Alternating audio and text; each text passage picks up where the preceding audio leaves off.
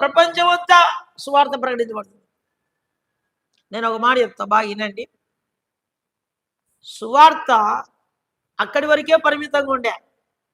ఈరోజు మతోన్మాదకులు రావడం ద్వారా సువార్త విస్తరించబడింది. ఇది ఎవరు తెలియలే పాస్టర్లు, మీకు తెలుసో లేదో కానీ సువార్త కొద్ది వరకే ఉండే. క్రైస్తవుడు, సేవకుడు, సేవకురాలు, సువార్త విశ్వాసులు కొద్ది మందికే ప్రకటించేవాళ్ళు. ఇప్పుడు మతోన్మాదకులు వచ్చి సువార్తను ఏం చేస్తున్నారు?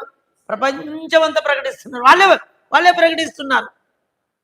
యేసు ప్రభు, యేసు ప్రభు, యేసు ప్రభు, మంచోడు కాదు, చెడ్డోడు, ఇవన్నీ వచ్చిన యేసు ప్రభుల వారే వస్తున్నాడు బయటికి. ఆమె ఇది ఒక శుభవార్త.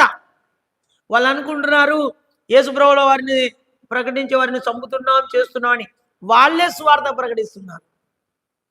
చర్చిలోకి వెళ్తున్నారు, చర్చి పడగొడుతున్నారు. చర్చిలో ఉన్న మరి ఫర్నిచరు, కుర్చీలు ఏదైనా కానీ మరి అక్కడ వాళ్ళు ఏం చేస్తున్నారు? ధ్వంసం చేస్తున్నారు. అది ధ్వంసం చేసేది ఇప్పుడు 4 గోడల మధ్య సువార్త ప్రకటిస్తున్న మీరు మాత్రం విన్నారు, లైవ్లో వింటున్నారు. అంతే, లైవ్ పెట్టినా కూడా లైవ్ వింటున్నారు. ఇక్కడ మీరు మాత్రం వింటున్నారు.